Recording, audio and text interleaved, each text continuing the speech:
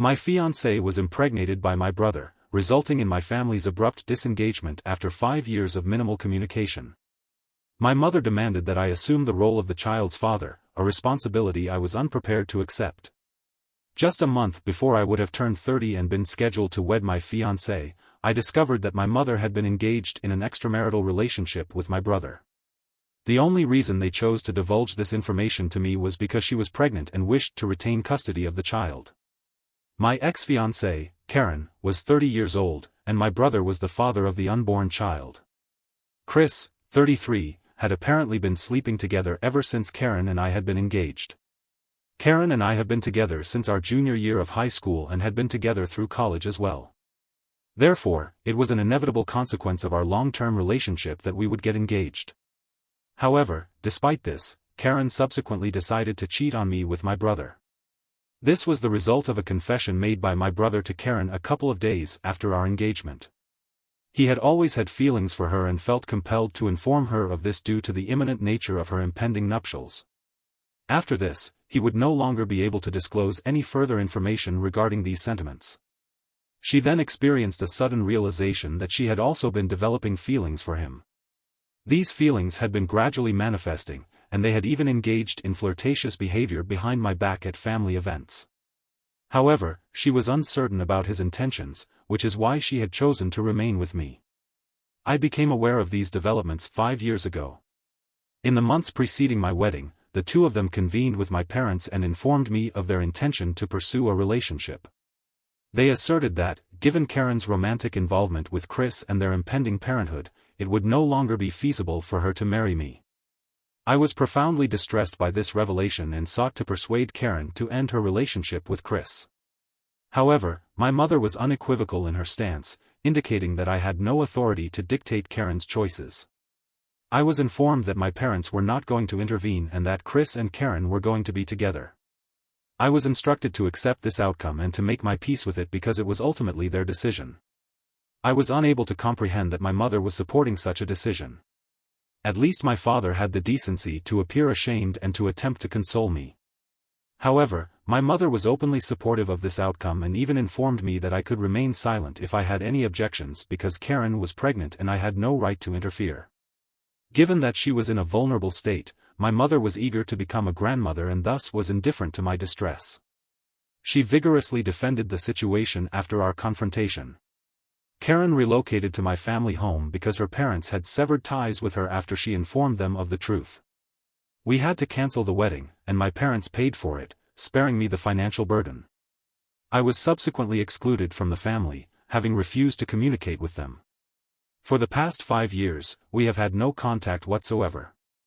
The only individual who attempted to establish communication was my father, but I was uninterested in speaking with him, resulting in a complete cessation of communication from their end. It took an extended period to recover from the trauma, given that Karen and I have been together for an extended duration. I was deeply in love with her, so it took me a considerable amount of time and effort to move on from the situation. Even now, I would not say that I have fully recovered, but I am learning to cope with the situation. The rest of the family maintained contact with me throughout this period. I eventually learned from them that she had a son with my brother. A paternity test conducted a month after the birth confirmed that the child was not mine, eliminating the need for further communication. The family members subsequently married and have been together ever since. For the past 5 years, I had assumed that everything was going well for them. However, approximately 1 week ago, my mother called me unexpectedly. Given her previously expressed support for Karen and Chris, which I perceived as excessive, I was taken aback.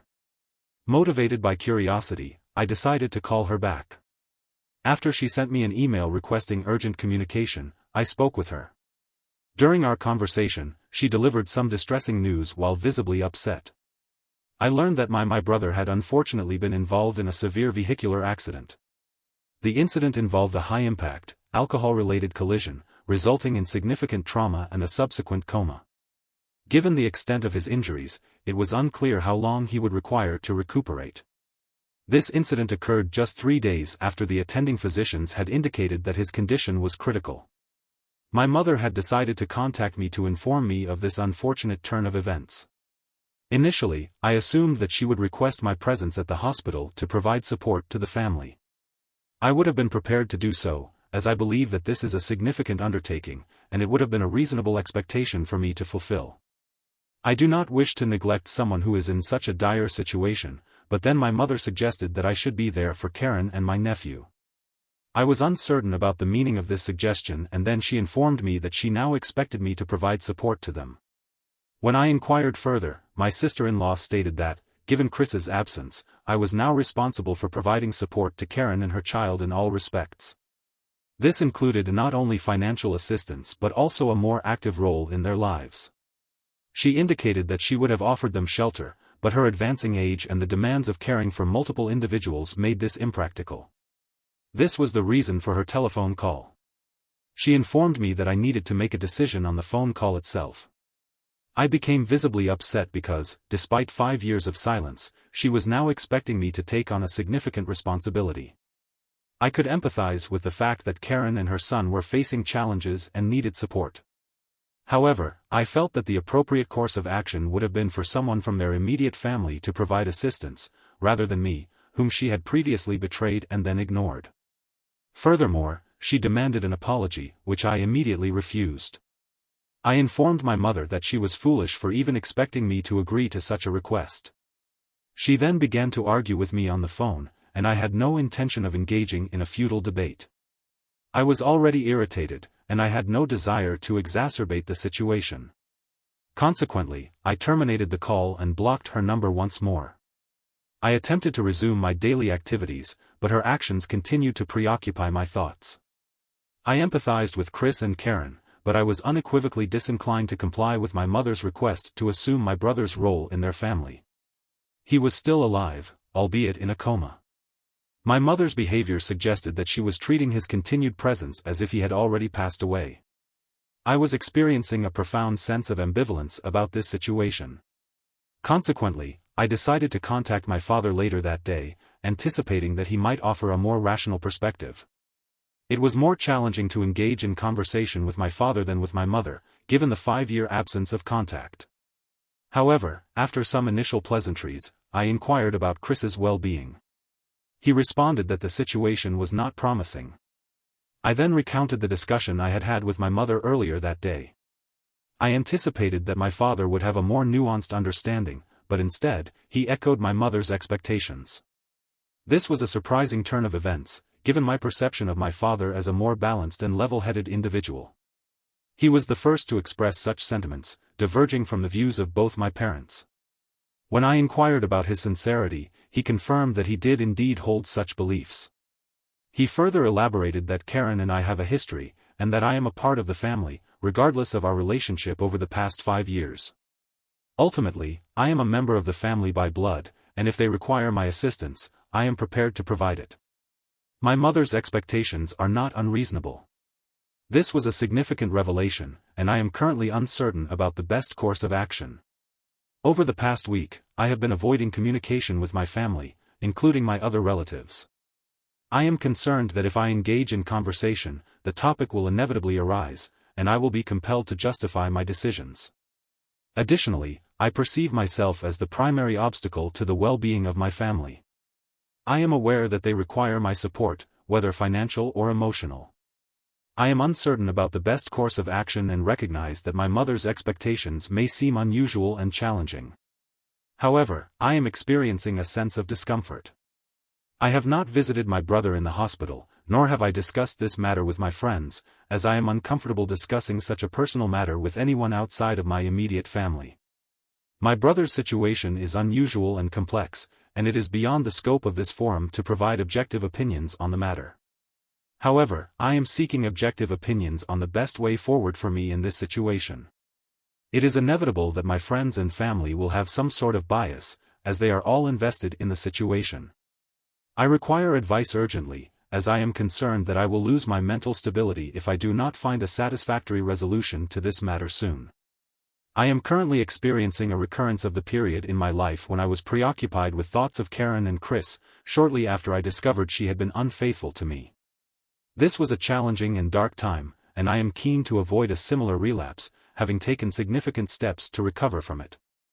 I would be grateful for any guidance or support. I would be grateful for any advice or feedback, regardless of how critical it may be. I am seeking a way to distract myself from my current situation. I have decided to decline an invitation to visit my family. My brother was recently involved in an accident, which has contributed to my decision. I have come to realize that the demands of visiting my family, particularly in light of my anxiety, are currently overwhelming. In the past week, I have become more aware of the extent to which my anxiety has been affected by my parents' comments. I am currently taking medication to manage my anxiety. I am currently taking anxiolytics. I am attempting to cope with the multitude of challenges that I am currently facing. I have received an overwhelming amount of love and support from numerous individuals. Many have reached out to me via the comments section of my original post and have also contacted me directly via my DMs. They have expressed their willingness to support me and have reassured me that I am not alone. I am immensely grateful for their kindness and support. I have also spoken to a couple of my close friends and have confided in them about my situation. I believe that I require their support to navigate the challenges that I am currently facing. They have assured me that I can speak with them whenever I need to. I must simply verbalize my feelings. They have also informed me that my decision to not meet with them at this time is the optimal choice for me to make, as it is the most beneficial for my well-being. I must prioritize my own needs, regardless of the circumstances of others. Chris and my family have consistently prioritized their own needs, and I must do the same. In truth, I do not believe that I am required to provide emotional support to them. They have each other, and they can navigate this challenge independently. I was the one who was most affected by the situation. My immediate family was notably absent in the aftermath of the wedding's cancellation and subsequent revelation of infidelity. My parents, in particular, exhibited a shift in allegiance, siding with my brother over me despite his role in the incident. This outcome was particularly disappointing, as it seemed to indicate a lack of accountability and a preference for familial cohesion over truth and reconciliation. While these experiences are now in the past, I am still grappling with the emotional impact of the event. Attempting to move on from this situation will be challenging if I resume contact with my family. Therefore, I have chosen to block them once again and maintain my decision to not engage with them further. Contact with them is not advisable at this time. I extend my deepest sympathies to my brother for his unfortunate circumstances and sincerely hope for his speedy recovery. Despite the transgressions he may have committed, I am unable to wish any harm upon him. I do, however, hope for a favorable outcome for him and his family. I have decided to prioritize my mental well-being and am contemplating returning to therapy. The way I handled this situation and the impact of my parents' statements have led me to believe that professional guidance could be beneficial. I am not sure if I am adequately coping with the situation without such assistance. In addition, I am experiencing a resurgence of the same old feelings, so I am going to focus on my own well-being for the time being. I will provide an update on my situation. I have been informed by 2 relatives that my brother's condition remains critical and has not shown any signs of improvement. It has been almost 2 weeks, and he is still hospitalized. The situation is dire for the family, and I empathize with them, but I am unsure of how I can be of assistance. Many individuals who are acquainted with my family have visited the hospital to see my brother at least once in the past 2 weeks. In the weeks since the accident, I have received numerous offers of condolence. Apart from me, however, no one has offered to help. I have also learned from my relatives that my parents have been discussing me with visitors to the hospital. They have portrayed me as the bad guy. They say that they asked me to visit and support the family. I refused, and they accused me of being responsible for my brother's condition. They also said that my brother deserved this. I did not make such a statement. Some individuals contacted me to ascertain the veracity of this claim, as it did not align with my character. I am generally benevolent towards others, and when they inquired about the matter, I explicitly denied making such remarks. My parents, however, have attributed these statements to me, presumably to portray me in a negative light. This is likely a reaction to my own actions or a spontaneous occurrence, given the nature of my parents. I was disheartened to learn of their statements, as they were not reflective of my true character. The fabrication of accounts solely to portray me as a malevolent individual, particularly in the wake of my already having compromised my personal circumstances, is a source of considerable disquiet. I am grateful to my relatives for questioning the veracity of these accounts, as I believe that, had they been permitted to accept the information provided by my parents unquestioningly, I would have been entirely isolated from my family for the past 5 years. During this period, I had not communicated with my parents, but I had maintained contact with my extended family, including my aunts and uncles, and, of course, my cousins. I was determined not to lose this support, and it seems that my parents were equally determined to sever it. This is also a source of frustration for me. I am perplexed by the intensity of their animosity. I have never done anything to provoke such a reaction. My brother and I have never been particularly close, and my parents have always had a soft spot for him, dating back to our childhood. This behavior seems excessive and unwarranted. Update 3. I have recently experienced a series of unexpected interactions with my mother. Despite having blocked her from all communication channels, she reached out to me today, indicating a willingness to engage in dialogue. When I returned home from work, she was already there, awaiting my arrival. I was disinclined to engage in further conversation with her, having already expended a considerable amount of energy at work. I considered returning to my vehicle but, upon her noticing me, I was compelled to interact with her.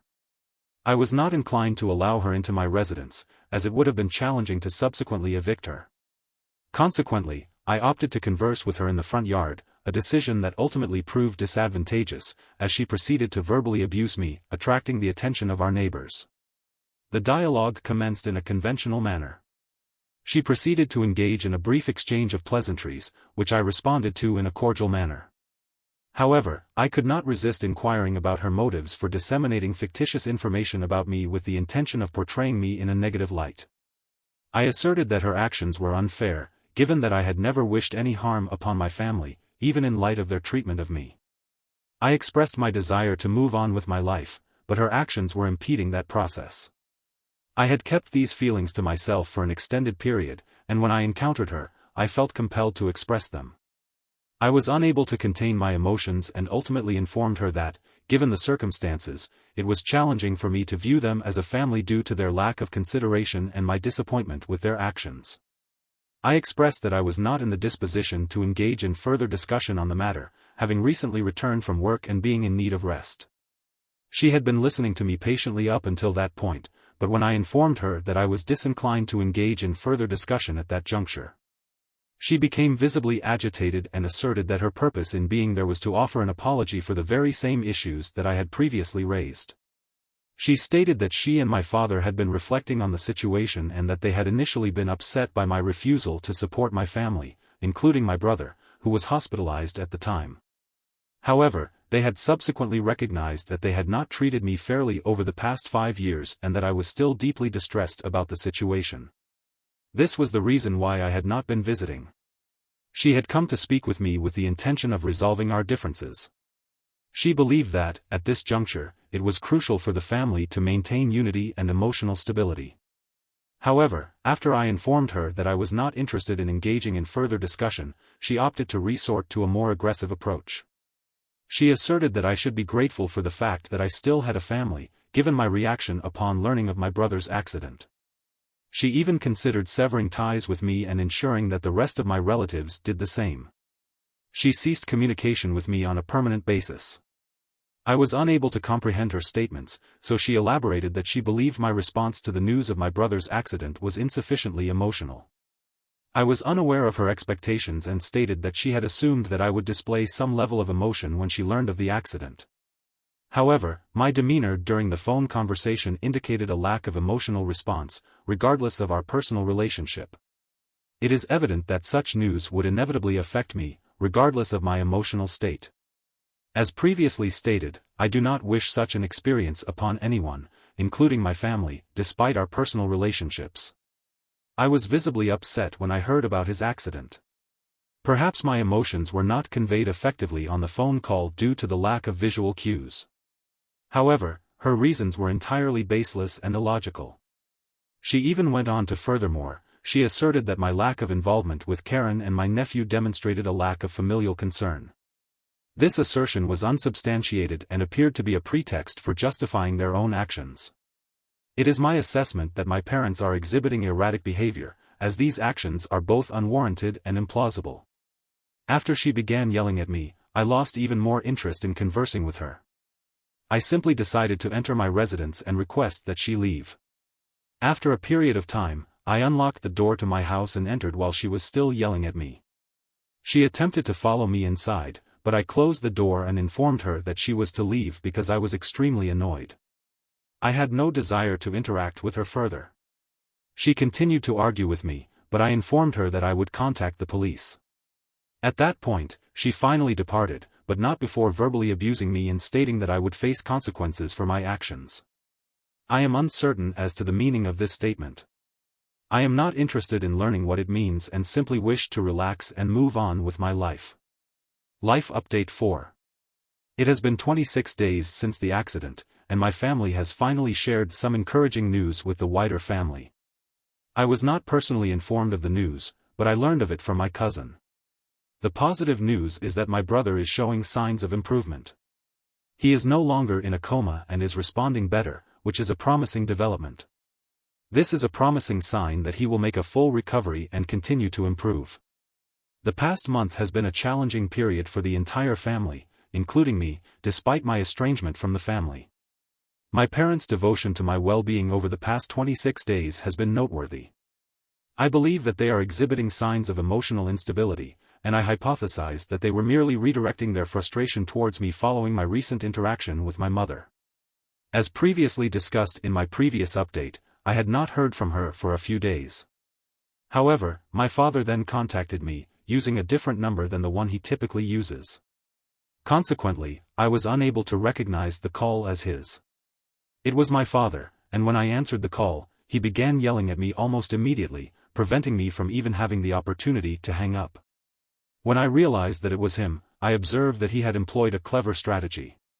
He attempted to catch me off guard, hoping to have the chance to scream at me instead of calling me at a more convenient time. He chose to call me at 5 in the morning, when I would be asleep and thus unable to respond to his call. My father chose to contact me at 5, at midnight hours. After nearly 3 telephone calls, I finally responded to the 4th call. The caller immediately began berating me for my supposed ingratitude and expressed his desire for my absence from the family.